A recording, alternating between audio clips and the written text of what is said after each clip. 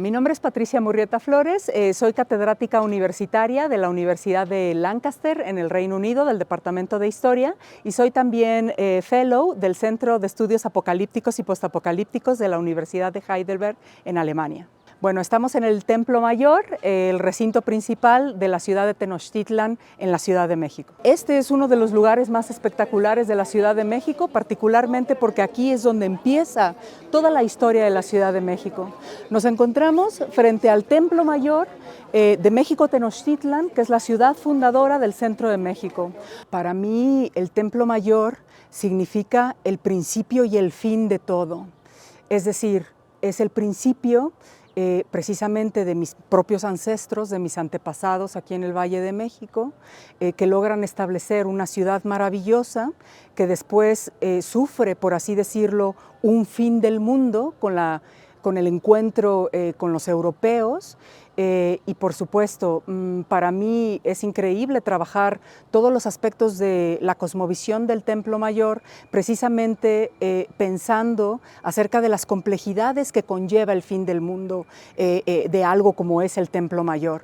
Es decir, a mí lo que me gustaría pensar es que realmente la cosmovisión nahua no termina, sino continúa de muchas maneras diferentes y claro, para mí investigar cómo es que este fenómeno, cómo este encuentro entre dos mundos diferentes genera precisamente ideas acerca del fin del mundo, pero también continuaciones.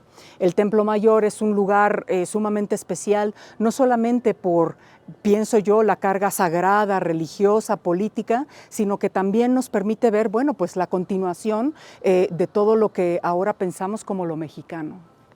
Hoy en día lo que ustedes pueden ver aquí es realmente una ciudad sobre otra ciudad. Si observan toda la zona arqueológica, por supuesto ahorita la ven un poco más levantada, pero se excava a partir de un descubrimiento que se hace en 1978. La Compañía de Luz y Fuerza empieza a excavar parte del territorio para abrir unas bóvedas de unos transformadores y encuentran el monolito de la Coyolxauhqui, que es este monolito que ustedes pueden ver aquí.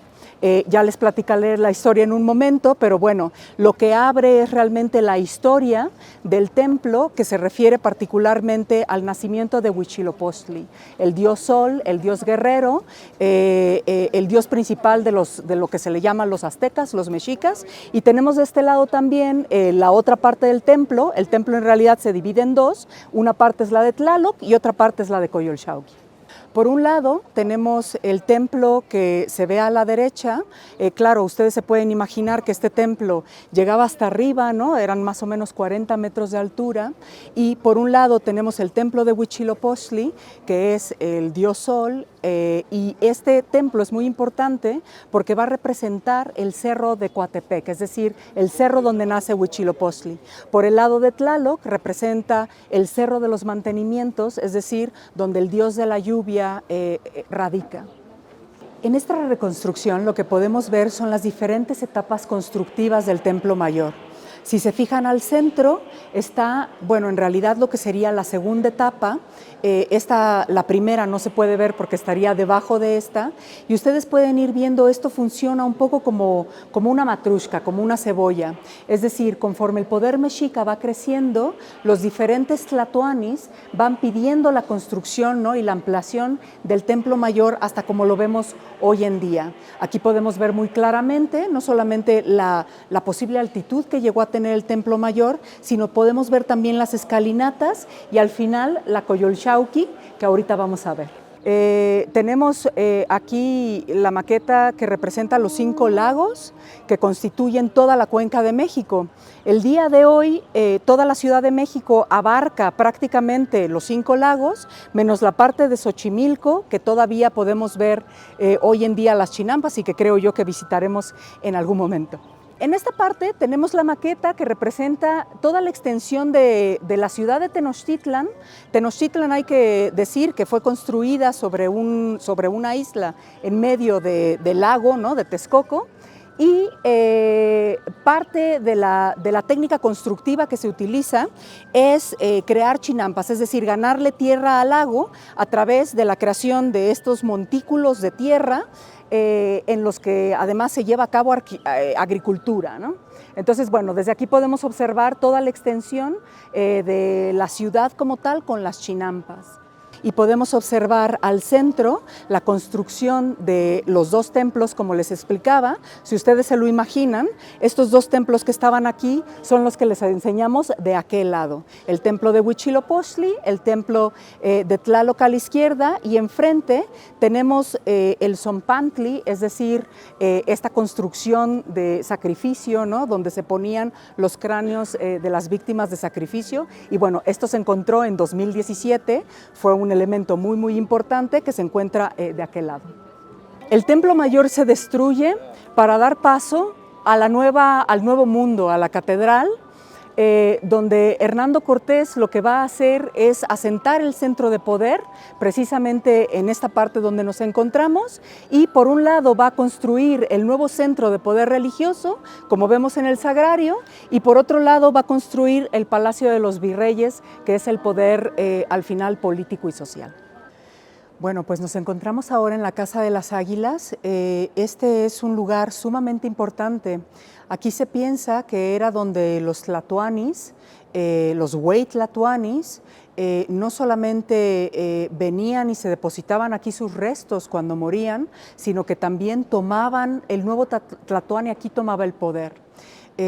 Por supuesto que aquí no entraba cualquier persona, entraban solamente los gobernantes, y se sabe que en todas estas banquetas de aquí, bueno, se hicieron todos los análisis arqueológicos y se encontraron restos de albumina, que es los componentes de la sangre, es decir, que en todas estas banquetas se hacían sacrificio de alguna manera. Y bueno, del otro lado también se excavan unas banquetas y se encuentran grandes estatuas de tamaño natural, ¿no?, de diferentes deidades. Y bueno, este lugar podemos decir que era uno de los lugares más sagrados dentro del recinto.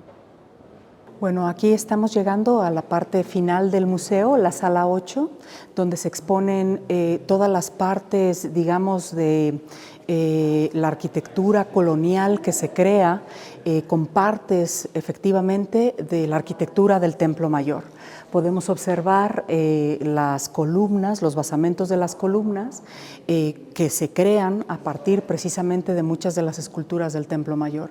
Y podemos ver, por ejemplo, en estas ventanas de acá, toda la cerámica que se empieza a crear a partir de la llegada de los españoles. Ellos, por supuesto, que traen nuevas técnicas y por supuesto, también adoptan técnicas por supuesto, de las culturas indígenas. Se ha hablado muchísimo acerca de no solamente la destrucción del Templo Mayor, sino del fin de los tiempos en el sentido mesoamericano, es decir, se piensa que en realidad el mundo mesoamericano muere muchas veces con la caída de México Tenochtitlan, pero en realidad esto no es así.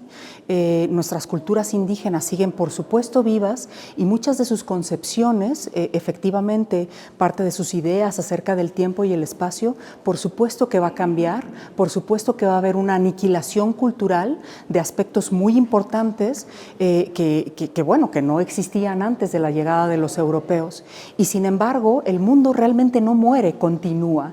Es decir, las sociedades indígenas tienen una capacidad enorme, no solamente de adaptación, sino también de apropiación, de reinvención y de creación de sus propios mundos. Como podemos ver, ¿no?, en las diferentes piezas que se muestran en esta exposición, los indígenas de hecho toman ventaja de las nuevas tecnologías que se tienen, y por supuesto los europeos también se llevan tanto tecnologías como aspectos científicos que después también van a revolucionar el mundo europeo, aunque esto muchas veces no se diga claramente.